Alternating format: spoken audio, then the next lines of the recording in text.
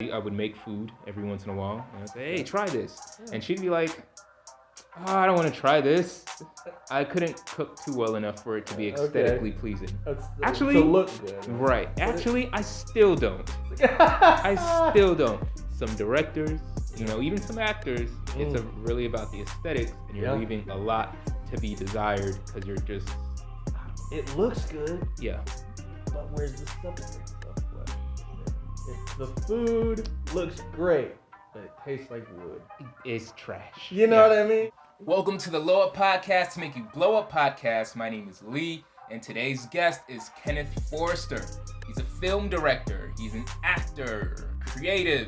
He's a philosopher of sorts. And, you can see a lot of this kind of philosophy inside of the work that he creates. I forgot something. Meme lord as well. This guy's a meme king.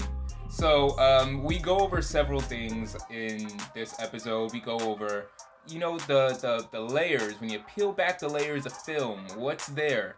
We go into that. We also go into favorite directors and, films to watch. So there's a lot of gems there, but also we go over a topic of impact, and how people you may not even know are impacting you as a person, and that conversation had a big effect on me, and it's something that I think about now. So there's a lot to be gained from this particular episode. Guys, this is the first episode of 2021. It's the Low Up Podcast. Enjoy.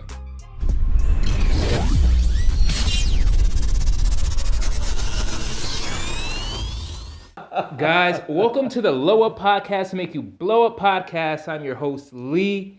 We are here for another episode with our guest, Kenneth Forrester. He is a director. He is a producer. He is also a meme king. Oh, man. We're going to get into some things today. I do have some questions for you. Yes. Okay. So, I have some answers. Well, then that's good. I think this is going to work out. It's going to work out just fine. You might be on the right page. There was the short film that you made, Chuck's Fate. Yes. It's very interesting. Amidst a pandemic. Yeah. Oh, really? You made it during the pandemic? We made it this year. Get out of here. Yeah. I thought it was very brilliant. I think also very on the nose by the end. Plot twist. There was a nice little plot twist at the end. If you guys want to check that out. You know what? I'm going to put the link somewhere. You guys can find it. So Chuck's Fate is such an interesting premise. Yeah. I find that a lot of your work, this is not the first thing that I've seen from Great Wall Productions, but there's a very interesting message behind it. It's not just created to be created. Yeah. I want to know, what's the backstory of Chuck's Fate? Well, I tend to be, when I write something and I make something, I tend to be, as an artist, I'm very brash. I'm more so brash in my art than I am in real life. Something I wouldn't necessarily just go, blah. In art, I feel I have a lot of room to just be like, you know what? I'm going to say it. I'm a little more kind in real life. I'm more understanding. But this other side of me is like, you know what? Screw this. I'm going to say what needs to be said, in some ways. So I wrote it because I was really disappointed in the lack of, media coverage on the matter. At the time, I was just kind of like, we're not hearing anything about this terrible person, Jeffrey Epstein, who is, did all these terrible things, and this Ghislaine Maxwell lady. So I was like, well, I had this premise. I said, what if a reaper of sorts decided to just mess with some rich guy, And there was some controversy here because the first actor that I got to do the part backed out 4 days before filming. He was playing Chuck. A huge role. Yeah, I was about to say, just a small kind piece of the in main Chuck's guy. Fate. Yeah. And it was originally not Chuck's fate, it was Bill's fate. And he backed out because he thought I was specifically talking about Bill Clinton. And he didn't like that I was shaming or Clinton shaming or whatever, you know. And I respect that. Okay, that's fine. But it's kind of a insert rich old white guy here. It wasn't a jab at any specific person. It was this guy was involved with, you know, these people. Right, yeah. But it ended up being even better because Scott Fugate is an old friend of mine who is a brilliant actor and taught acting with the acting teacher that taught me. Also has a master's degree from England in acting and classical arts, so on and so forth. Just out of the blue, I asked him, and he was like, "You know what? I haven't done anything all year. I'm depressed. I'm gonna do it." Yeah. And I was like, "Score!" Yeah. And the funny thing about this story is there is nowhere in the script, in the original script, that says the Reaper turns into a drag queen. Oh, yeah. There's not a single line. It just says the Reaper turns around and is bright and no longer dark. And it's very vague. Yeah, yeah. That's such an interesting direction. How? And why? I mentioned this on another podcast. Similarly, because the guy that helped me film it asked me, he's like, "I want to know why you just do that." He's the DP, and he's going, "I didn't have a clue. I was confused." And I said, "Well, it was my last minute decision because the original idea was boring. It wasn't going to grab anyone enough to distract them from the idea that Chuck may actually not be as good as you think he is. I needed something big. I needed something extravagant and outrageous, and kind of just glittery and gold." Okay. So it was good. So I said, okay. Yeah. I contacted my former boss, who was a drag queen in like the 80s, 90s. And I said, "I need some help. I am a 32-year-old scruffy, non-feminine man. Yeah. And I need some pointers on how you do your thing." And what's funny is it turned out so well, and that's the short version that's online.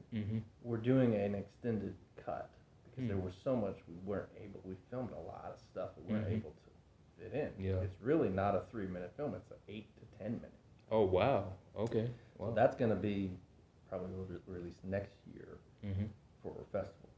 Okay, cool. But I showed the film to my mother and my father. Both of them asked me afterwards, "Who's the actress or the person who played the Reaper?" Oh, wow. You did a great job. Congratulations. And I went, Nailed I it. tricked my own mother Yeah. into believing that was not me. Yeah. I think I've done my job today. So that gave me a boost of confidence that I didn't totally screw it up. You know, as an actor, you really get that. That was challenging for me because, and everyone was like, I couldn't tell it was challenging. It's because I was trying as hard as I could to stay into a place where I could be this ridiculous, outrageous character, and it comes from a story I really wanted to turn into like a TV series or something, or like a web series about Reapers, who each episode is a different person, and there's a different kind of moral to the story of why they're reaping them for heaven or hell or whatever. And that Reaper was just one of the 3 main characters, and I said, well, let's just make it. Screw it.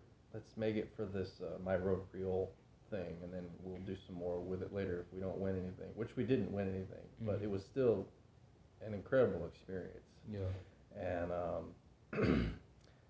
And it was a blast, and I realized a lot about how difficult it is for women to buy clothes, and just basic things that women have to deal with. And I'm like, wow, I had no clue that a pair of, tights are $20 a pop.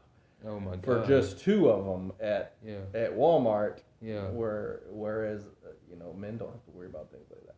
Yeah. The pink tax or whatever you want to call it. Yeah, but, I have no idea. About it. I don't spend enough time with the pink tax. But that character is there's an overarching story behind her, Mm-hmm. or the drag queen, Mm-hmm. and her father is the actual Grim Reaper. There's this whole lore, and she has 2 brothers. Mm. And I was originally writing this script, and I would play all 3 characters. I would play her, and then the 2 brothers. Mm-hmm. And they all had a different kind of job, or Okay. It was kind of comedic. Yeah, it was kind of funny. This one. Yeah. This one was. I was laughing a lot at it because the premise.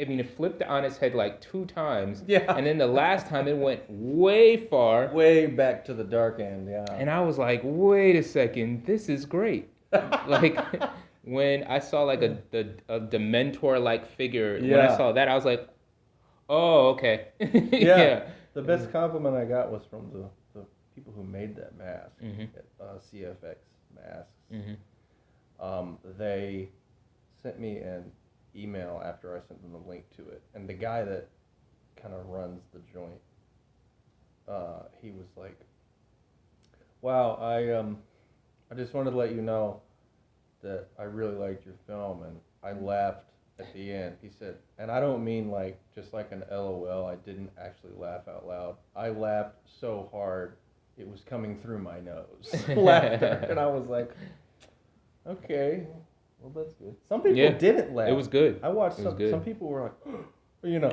well, God. It was so polarizing. It's very, it hits you kind of in the gut, And there was originally this scene written where, at the end he's there or dead or whatever, but there's this news broadcast about him, and him being, and Chuck is a politician, or and just kind of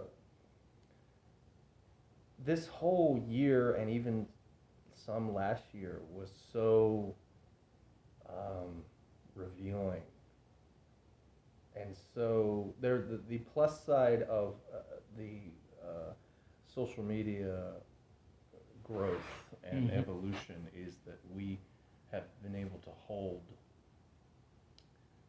people accountable for things that they never thought they'd be caught for or held accountable for. Yeah, for sure. I think that's one of there's plenty of downsides to technology's evolution, but one of the pluses is you can't run anymore. No, not at all. I think people are noticing that more than ever. Yeah. I think in a lot of ways it's like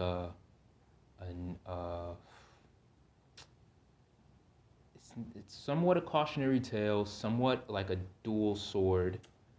In a lot of ways, people are saying, "Oh no, there's some caution in the way that I act," so people think twice before they do something. Also, there's the fear that it kind of instills in people, and it kind of prevents them from taking any action.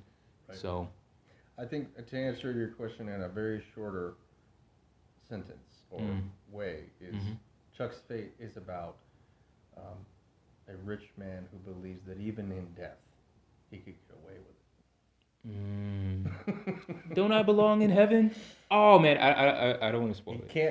He can't pay his way out of this one. Right, yeah. Like there's and so the Reaper decides, I'm gonna screw with him.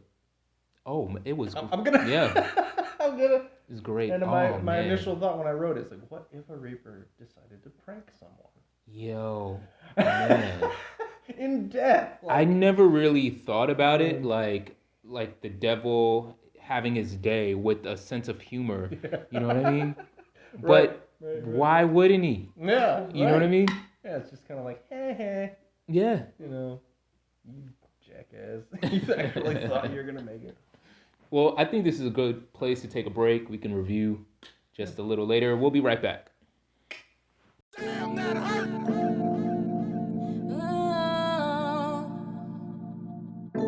Change is on the way. Change is on the way. Yeah. The difference between theater and film is theater has to appease the whole audience. It has to be big and vibrant, and everyone from the back row has to be able to see the expression on your face.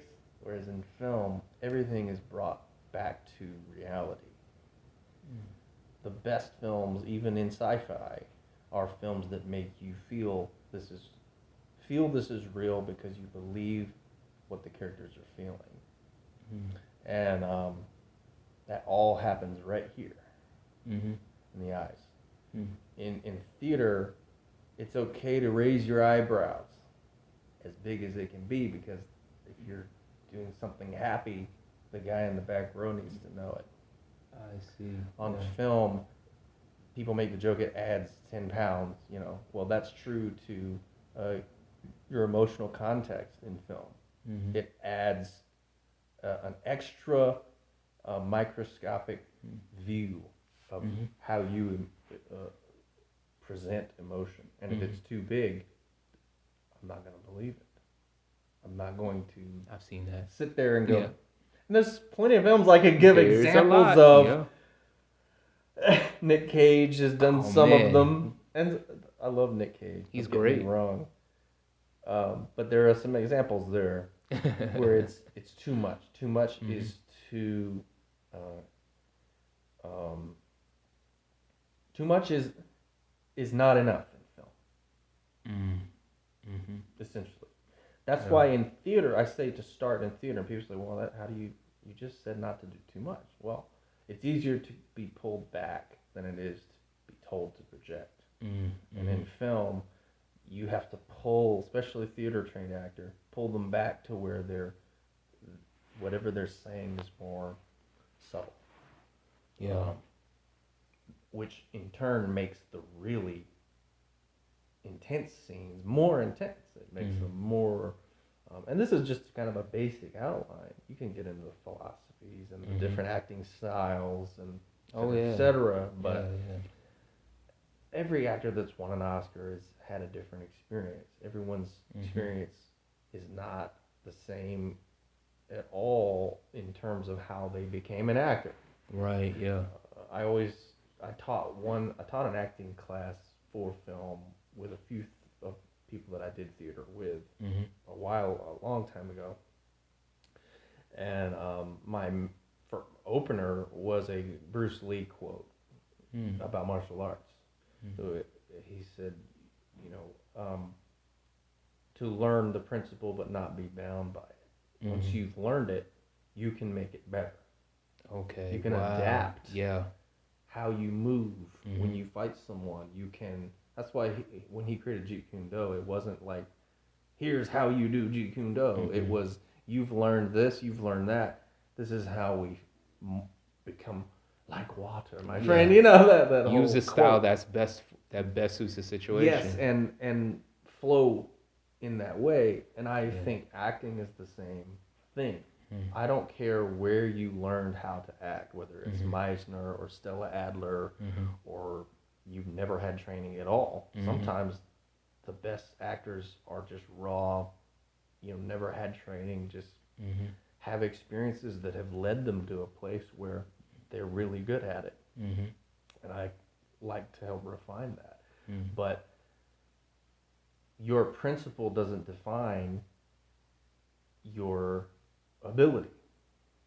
I always want you to be able to push. As an actor, I want to push beyond that principle and say, how can I make it better next time?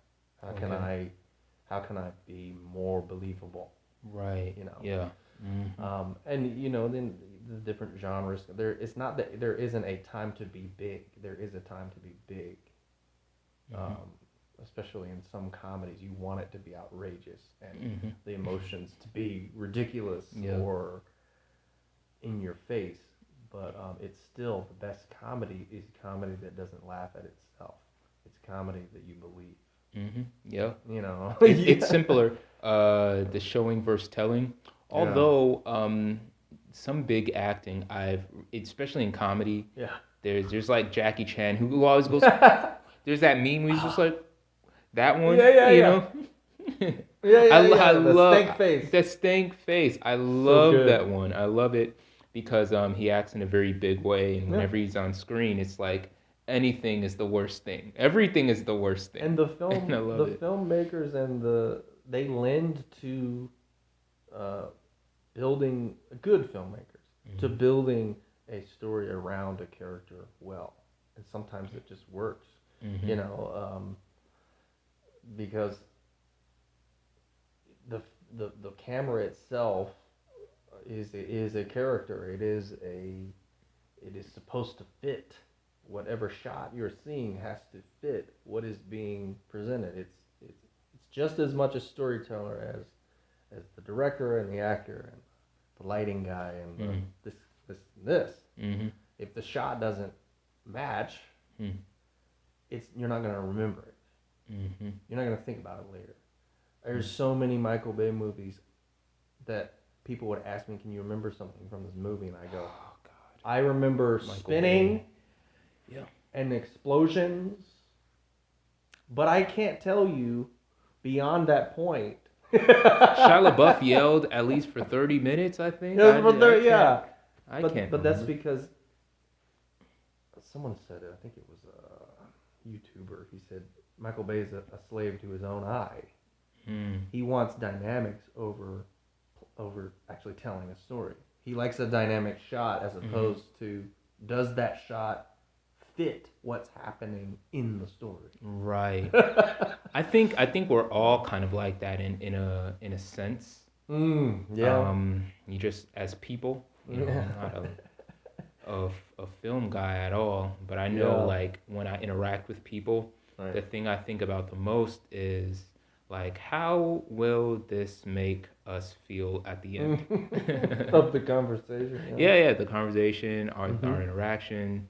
You know, this podcast, literally this. Again, meta again, but like, how will it make us feel? Do we feel more calm? Do we feel like this? Do we feel like that? So I sacrifice a lot sometimes, like the more smaller, minute things, or a lot of direction or a lot of logic in trading in the trade of, hey, I want someone to feel a particular kind of thing. It's a really weird thing, but it's magic. The way you do one thing, like being a magician almost. Sort of. You do everything the same way. Yeah. So some people really appreciate the aesthetic. I dated this girl for a while. Yeah. And I would make you know, I hope she's in a good place. So but the Lee Luke promise. So I would make food every once in a while, and I'd say, hey, try this. Yeah. And she'd be like, oh, I don't want to try this. I couldn't cook too well enough for it to be aesthetically pleasing.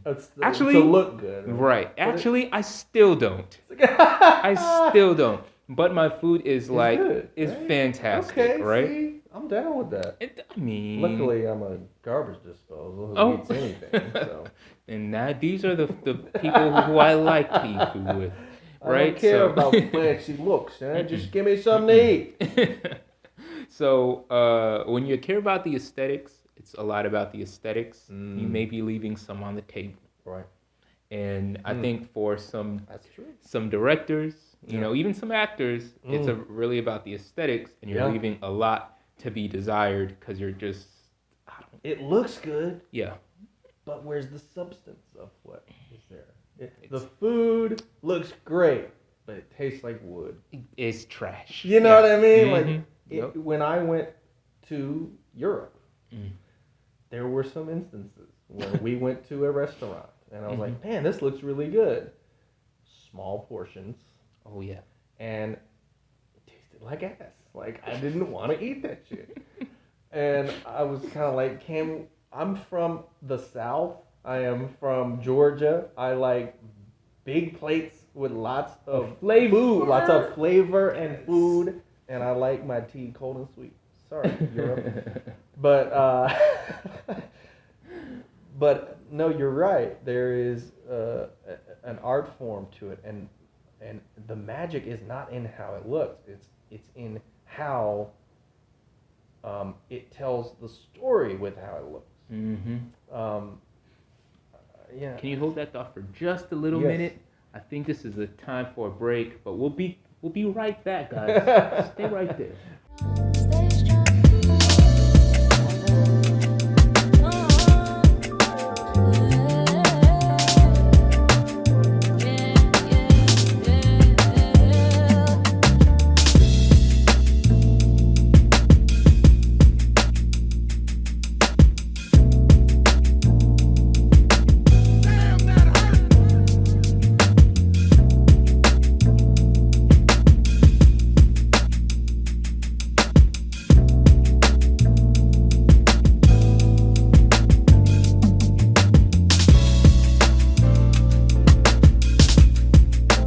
Just don't walk away.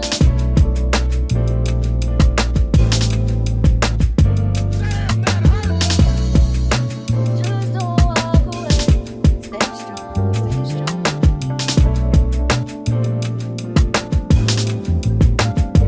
Stay. Just don't walk away. Just don't walk away. Stay strong, stay strong. Stay strong, stay strong.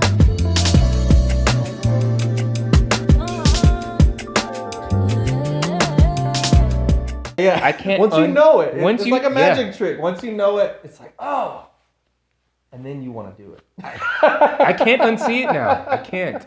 This is it. This is the red pill. This is the it. red pill. Yeah, Jeez. the Matrix. Speaking of which, speaking of Matrix, that's one of my favorite Ooh, movies. yes. It's one of my favorite. Oh yeah. Bro, love Oh, it. Love the Matrix. What were some of the movies that inspired you? I want to hear some of your favorites, Oh man. or maybe favorite directors, or you know. From when how far back am I going here? I mean, some of the greats. I mean, I Robert Zemeckis, Back to the Future is, I think, a modern masterpiece. That even though it's based in the '80s, anyone can watch that movie and have a blast. You know, the first movie I ever saw that made me feel something as a kid, that made me think, man, I want to make people feel that way about something I make or produce or whatever or write, you know, was Jaws. Okay. Wow. I saw Jaws probably before I should have seen Jaws as a kid. It was always my cousin's fault. I'd go to my cousins and they would have movies that I wasn't necessarily supposed to watch, but we watched them anyway. When their parents were asleep, we'd go in the basement. There's a TV down there. It's like, we're going to watch True Lies, man. Come on. You don't see this lady strip, you know. But that film was so good at making your heart race, at making my heart race.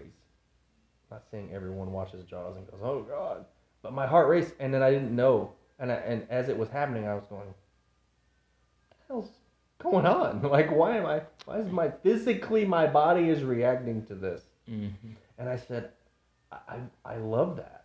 I love that something was able to get that out of me somehow. That was, I guess, my earliest experience where I decided this is something I'm really interested in. This is something I really want to. And I learned later on why Spielberg was good at doing that.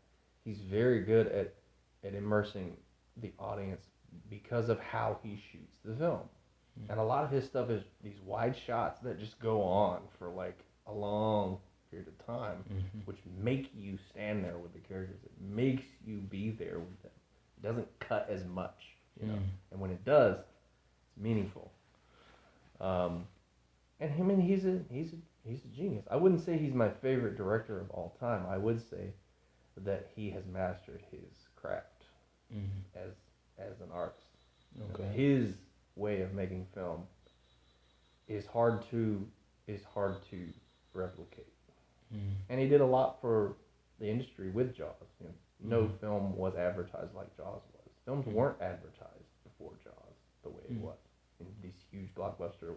The blockbuster became a thing because of movies like Jaws. You know? Interesting. So then blockbusters, that's all everyone wanted to make. They wanted to make big action, suspense films that made you on the edge of your seat to sell tickets. And sometimes that lends in a good way, and sometimes it's just a money grab, and it's obvious that it's a money grab, and it's just kind of like, I could have done without the obvious. We're doing this because we have an actor that, you know, is going to pull in this audience, or something like that. But I guess that's a really difficult question because I love film and I love different styles of film.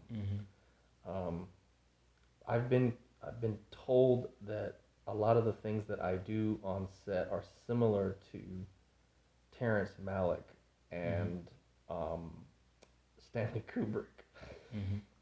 And I always shoot it down and say, I am not Stanley Kubrick. I am not Terrence Malick. These guys are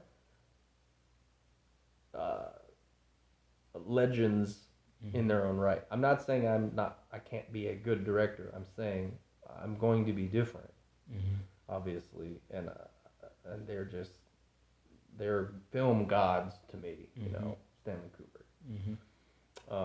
The Shining and just a lot of his stuff was highly inspiring because here's this guy with all the resources in the world who can make anything he wants. And he's doing stuff that I do when I make indie movies. You know, he's got the camera down on the floor looking up at Jack Nicholson, and he's got a lamp right here, you know. I mean, it's just like you wouldn't expect the guy with all the resources in the world is like, well, this is the tone, and we're not gonna get it without this lamp. You know what I mean? Like, this is the guy who invented technology to film things a certain way. He commissioned NASA to build camera lenses so that he could film in low light settings for 2001: Space Odyssey, so it looked like he was in space. Wow. That movie was made in 1968. It looks like it was filmed yesterday. Wow. I mean, it looks like it was filmed on a you know, an ARRI or some, you know, digital, you know, whatever. But and Terrence Malick is poetic. He's the poetic side of me. Kubrick is very precise and numbers, and Terrence Malick is take the camera and run and figure it out as you go. You know, the free kind of like, I'm gonna tell the story, but if something happens, the story might change for the better. And actors don't necessarily have to say the line exact unless it damages the plot. If they have something better, let them do it. Interesting. Let them be an actor. Yeah. Hey, keep doing what you're doing. Keep doing what you're doing. Yeah. I've done that. I changed the whole plot of my feature film halfway through because I realized the ending was not good enough. I have a question for you. Yeah. What are some films that you're excited for maybe 2021 or something in the future? Or, you know, even projects that you're working on?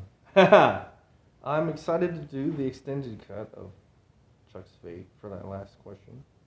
I think that's going to be pretty cool. We don't submit it to festivals and so on. I have a lot of films that I want to make, that I've written or that I'm writing. In terms of Hollywood and other big names and even independent films, I was super excited about Dune. That looked really fascinating to me. It looked just gorgeous how they filmed It's it, beautiful. and it was just aesthetically. I was just It was about aesthetically thinking the same thing. Color-wise? color wise, everything was just right. It seemed, and with just the right amount of grit and reality to make you go, I can believe this crap. There's been Dune films, not all of them that good, but I really want to see that. I think that is fascinating. Superhero movies, I've gotten disenfranchised with. I've gotten disenfranchised with them a while ago, but I love superheroes so much. I'm a huge nerd. I love superheroes. I love mythologies. I love Batman's one of my favorites. I think I've been reading and watching Batman for years, but I get so disenfranchised with them because they are these little pieces of these huge things I grew up reading. Yeah. That don't lend to the best qualities of the characters. Always. In my opinion. Always. And people were huge. They loved the Nolan Batmans. They thought those were really great. And Nolan as a filmmaker is an absolute genius. He really is. But to me, those aren't my favorite Batman stories. I don't think they're that good and not as interesting as some of the stuff that's written. I mean, this stuff is complex. Some of this stuff is really, really intense. And What's your favorite Batman? They water arc? it down. Well, I think Dennis O'Neil is a genius. He wrote the story that they tried to cram into the third Nolan film about Bane. But Bane in the original Nightfall series that Dennis O'Neil wrote orchestrated this huge plan to wear Batman down as a human, that he is, to the point to where he got physically ill. And Bane just sat on the sidelines and watched. And he orchestrated it to the point to where it's so much more interesting than the way they did it in the movie. He orchestrated it to where there was no time left for him to sleep. And they implemented that idea. It's like, he has to sleep. He's just a guy. Like, sleep is necessary for his survival. And he planned each attack by each villain and each character so that he could not ever be asleep. And then he broke his back. And then he caught him off guard and said, "You're That's no longer the interesting. Batman." Yeah. That is a fascinating one. I think No Man's Land was really cool, which is like a post-apocalyptic Gotham City kind of thing. Some of the newer stuff like Court of Owls is pretty good. That's my favorite. It touches on, I like that because it touches on Thomas Wayne, like the Wayne history, Yeah. the secret The society, secret Illuminati. And I was like, oh man, they're Gotham. pulling something new. You know what I mean? They're touching on that in the new Batman game, where you can play as Robin or Nightwing or the Arkham series. You can play as Or Batgirl. Azrael or Batgirl or But you can't play no, Blue Red Hood. Bruce. Sorry, Red Hood, Robin, Nightwing, and Batgirl. I think is what it is. Yeah. And those games are great. The stories are great. Never played one. But Court of Owls Yeah. is like, I think, the main villains in that story. Okay. Cool. So it's gotten more major. I can't wait to see it in film. Actually, no, I can wait. I can wait. Yeah. Film never gets it right. Hey, Zack They Snyder. very rarely. Maybe you shouldn't write all of them. You know. Come on. Let someone else have a crack at it. Well, this was great. I appreciate your time. Yeah, To be man. completely honest, I have like a bunch of more questions for yeah, you. I'm I sure. really do. We could go on and on, I'm sure. But where can the people find you? The Great Wall Productions, YouTube, The Great Wall P. You look it up. I didn't want to write out Productions. That's a lot. Just The Great Wall P, and you'll find all of our shorts. My feature film is up, Love My Country, on there as well. Chuck's Fate, our newest film. We're going to be posting the newer version, hopefully, beginning of next year. I'm going to be a daddy in February, so we'll see how that pans out. My hands full. I was about to say, you're going to have your hands way full, man. The Great Wall on Instagram is TGWPLLC. And I am a meme lord on Facebook. KBF Memes is my meme lord page. Or KBF Meme Lord, actually. I just make memes, man. It's a blast. You can find us here. We're the Low Up on YouTube. We're also the Low Up everywhere else, which is only Instagram. I lied. And you can also find me on my personal page, Lee, as we know him. This is the Low Up Podcast. Thank you so much for being here, Kenneth. This was awesome, man. And we're out. Peace.